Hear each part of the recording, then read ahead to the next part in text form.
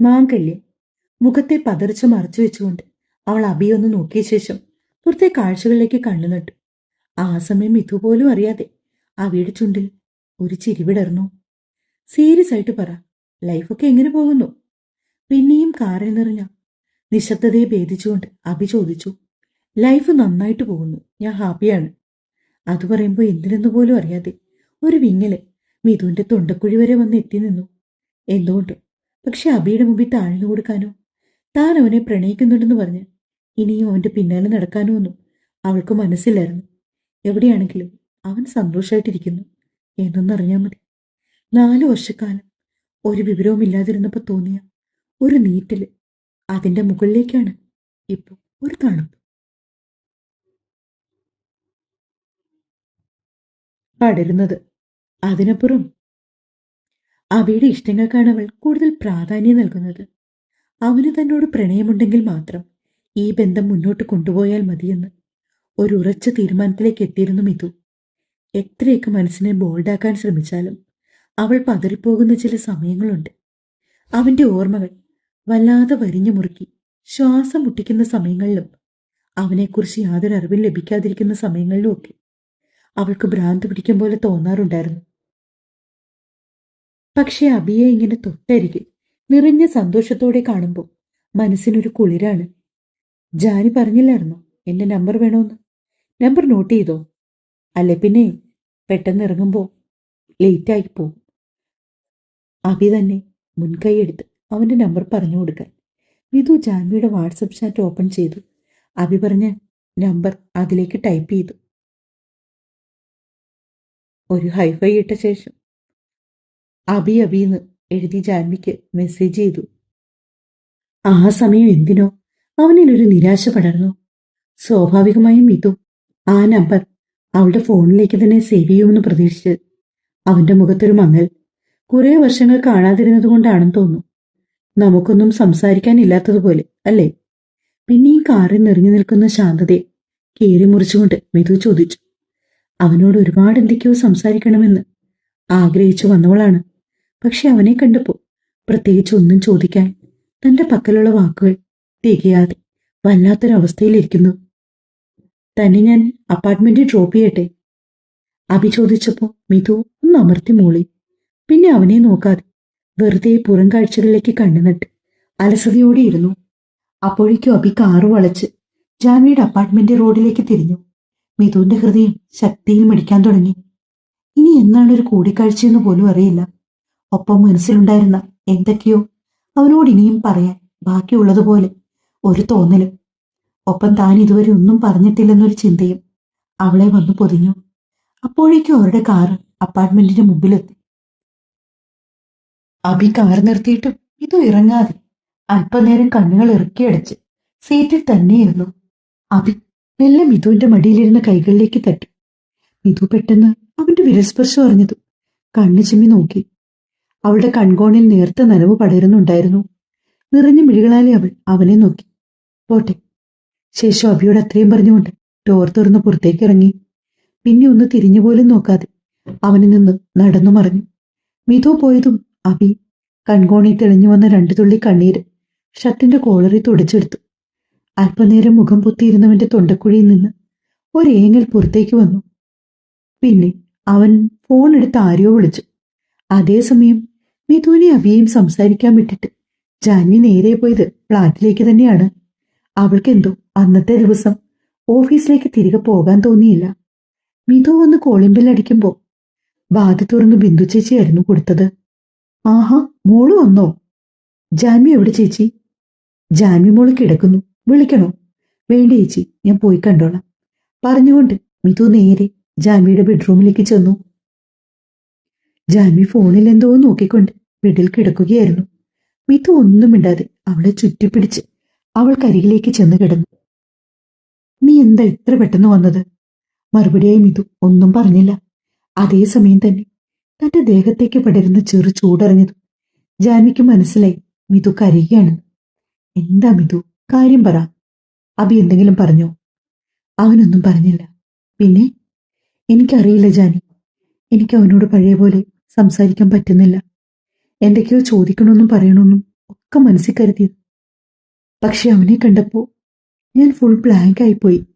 മിതു പറയുന്നതൊക്കെ ജാൻവി ഒരു ചെറു ചിരിയോടെയാണ് കേട്ടിരുന്നത്.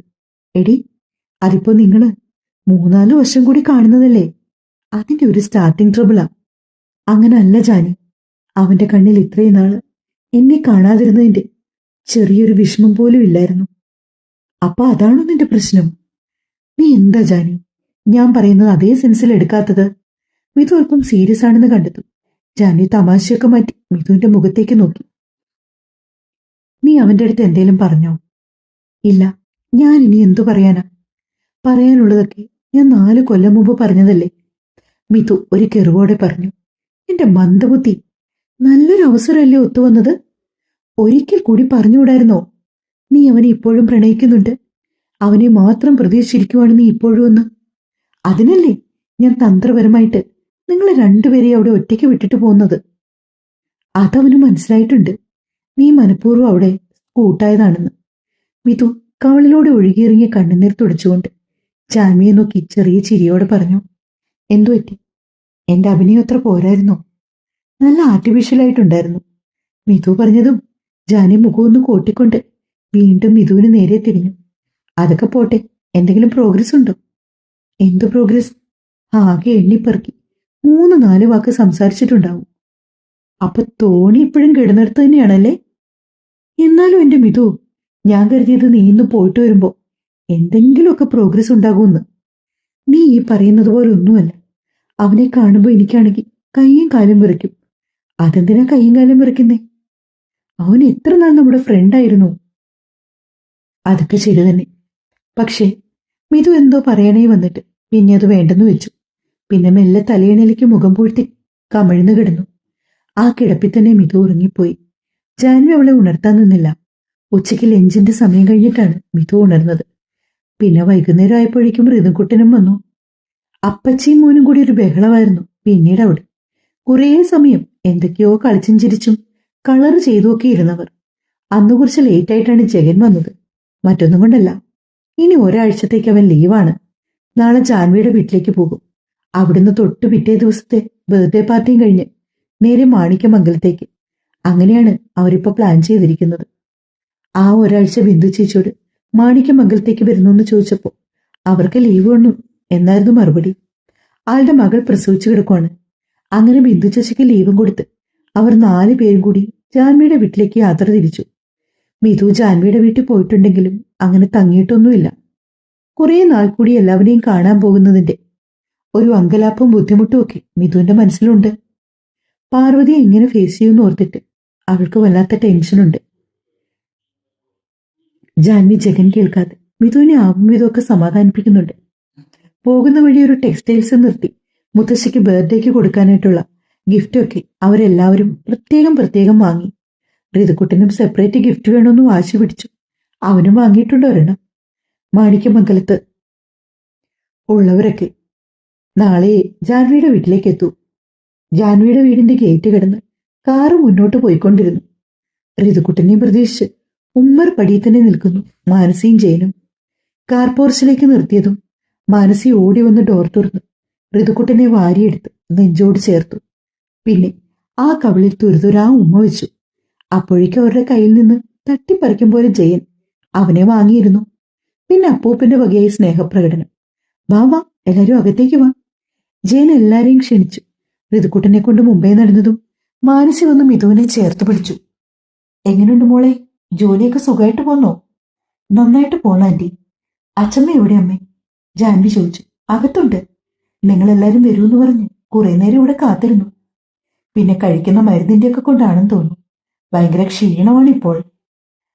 അങ്ങനെ കുറച്ചു മുമ്പാ അകത്തേക്ക് പോയി കിടന്നത്. ജാൻവി അകത്തേക്ക് കയറി കയ്യും മുഖമൊക്കെ കഴുകി നേരെ അച്ഛമ്മയുടെ റൂമിലേക്ക് ചെന്നു.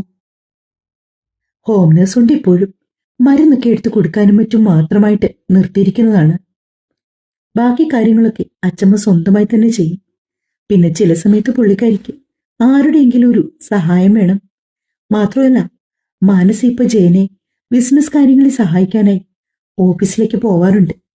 ആ സമയത്ത് അച്ഛമ്മയുടെ കാര്യങ്ങൾക്കൊന്നും കുറവ് വരണ്ടല്ലോ എന്ന് കരുതി മാത്രം നിർത്തിയിരിക്കുന്ന ഒരു ഹോം നേഴ്സാണ്. ജാൻവി റൂമിലേക്ക് ചെല്ലുമ്പോൾ അച്ചമ്മ ഒരു വശം ചെരിഞ്ഞു കിടന്ന് സുഖമായി ഉറങ്ങുന്നതാണ് കണ്ടത്.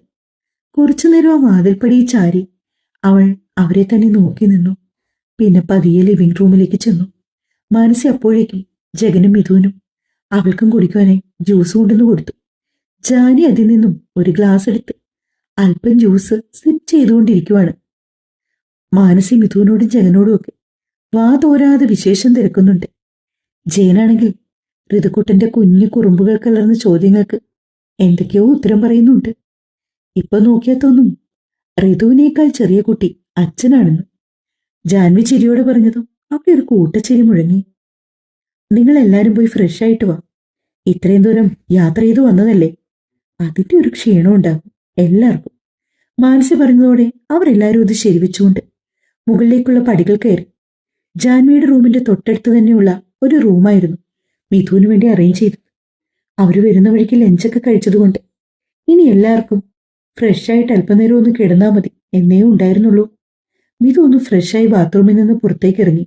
അപ്പോഴാണ് ഫോണിൽ ഒരു ഹായ് മെസ്സേജ് വന്ന് കിടക്കുന്നത് കണ്ടത്. പരിചയമില്ലാത്തൊരു നമ്പറാണ്. മിഥുവിന്റെ കണ്ണ് ചുരുങ്ങി. അവൾ തിരികെ 2 ക്വസ്റ്റ്യൻ മാർക്ക് മെസ്സേജായി ഇട്ടു. എന്നിട്ട് നനഞ്ഞ മുടി ടവൽ ഉപയോഗിച്ച് തോർത്തിക്കൊണ്ട് നിന്ന നേരത്ത് ഫോണിൽ വീണ്ടും മെസ്സേജ് വരുന്ന ശബ്ദം അവൾ കേട്ടത്. ഐ മാപ്പി എന്നൊരു മറുപടി വന്ന് കിടപ്പുണ്ട്. മിഥുവിന്റെ കണ്ണുകൾ തിളങ്ങി. ഫോണും നെഞ്ചോട് ചേർത്ത് പിടിച്ചുകൊണ്ടവൾ കണ്ണുകൾ ഇറുക്കിയടിച്ച് കുറേയേറെ സമയം ചുവരിച്ചാരി നിന്നു. കാറിൽ വെച്ച് അവൻ നമ്പർ പറഞ്ഞു കൊടുത്തപ്പോ സേവ് ചെയ്യുന്നതിന് പകരം ജാൻവിക്ക് മെസ്സേജ് ആയിട്ടിട്ടു.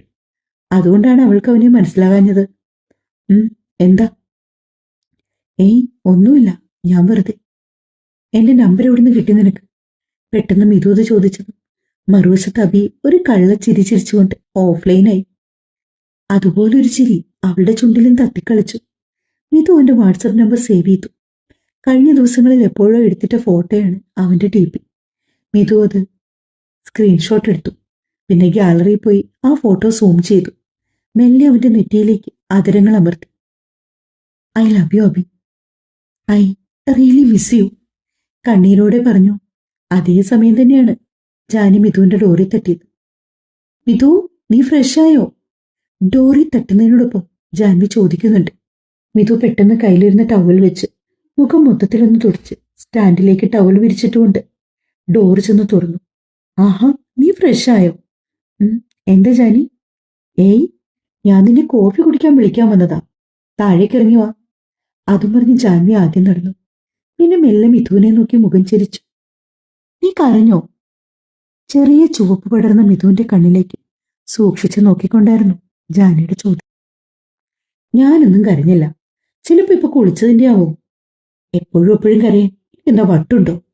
മിഥു പറഞ്ഞുകൊണ്ട് ജാൻവിക്ക് മുഖം കൊടുക്കാതെ മുന്നേ നടന്നതും ജാൻവി ഒരു ആലോചനയോടെ അവൾക്ക് പിന്നാലെ നടന്നു ചെന്നു.